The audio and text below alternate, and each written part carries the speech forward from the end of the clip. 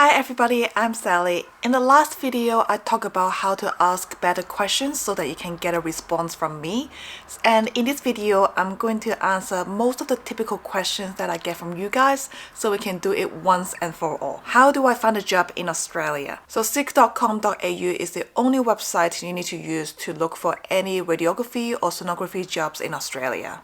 Can I find a job in Australia? So in Australia, a radiography course is a bachelor 4 years degree and a sonography is a 3 years master degree. So if you don't hold the same type of qualification in your own country, it is very unlikely that your degree will be recognized in Australia. So in order to make sure that your degree is recognized in Australia, you need to check with ASMIRT. So on their website, it outlines what kind of radiography course is already recognized in Australia, pretty much only the New Zealand one. So in other countries, you need to apply for a skill assessment so that they can look at your degree, your work experience to see if you are qualified as a radiographer in Australia. So if you have any questions you're not sure about, you need to ask ASMIRT. I don't have the answer for you, unfortunately. Do I need both ASMIRT and AHPRA registration? Yes, you need both ASMIRT and AHPRA registration for different reasons. So if you haven't seen my other video about overseas pathway to become a radiographer in Australia,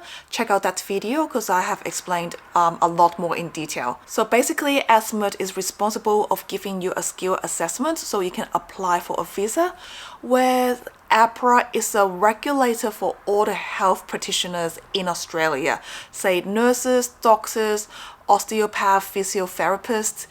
So you need to register with them in order to practice here as health professionals. But just because you get approved by the ASMIRT doesn't mean you'll get approved by the AHPRA, and also vice versa. The bottom line is you need to apply for both of them and you need to get the approval from both of them in order to work here in Australia as a radiographer. What is the AHPRA MRP exam like? Luckily, I never had to sit for the exam because I studied in Australia, so I was qualified after I graduated from my course. But if any one of you guys have sit for the exam, please share with us your experience in the comment section down below.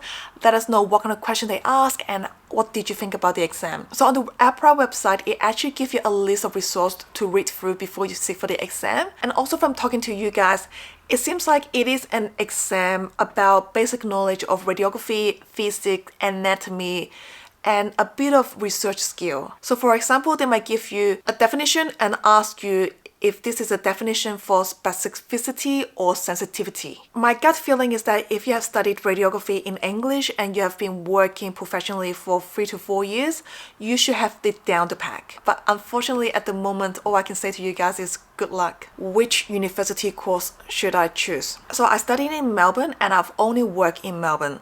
I can't really tell you about the radiography course in all the other states, but the one thing that I can tell you guys look out for is look at the clinical placement hours.